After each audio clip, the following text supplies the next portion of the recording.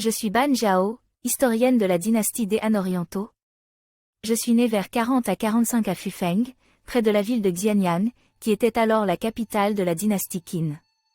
Je suis née dans une famille aisée et éduquée, et mon père était le fonctionnaire et historien Ban Biao, qui a commencé à travailler sur une œuvre importante sur l'histoire des Han antérieurs appelée le livre des Han antérieurs. J'ai grandi entourée de talents et de savoir, avec une sœur et 2 frères qui ont tout réussi dans des domaines différents. Mon frère aîné, Ban Gu, a continué l'œuvre de mon père après sa mort, et j'ai été impliquée dans ce travail en lui fournissant des contributions sur les phénomènes célestes, étant moi-même passionnée de mathématiques et d'astronomie.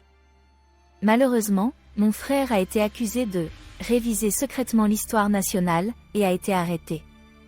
C'est grâce à l'intervention de notre frère Ban Chao, qui était alors général, qu'il a pu retrouver la liberté et reprendre son travail. Cependant, il a été accusé à nouveau sous le règne de l'empereur Hanedi et est mort en prison.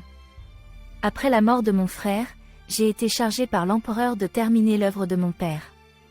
J'ai rédigé des volumes de chronologie et de généalogie, et j'ai supervisé la rédaction du traité d'astronomie. En 111, le livre des Han antérieurs a enfin été achevé, comprenant 100 volumes couvrant une période allant de -206 à 25.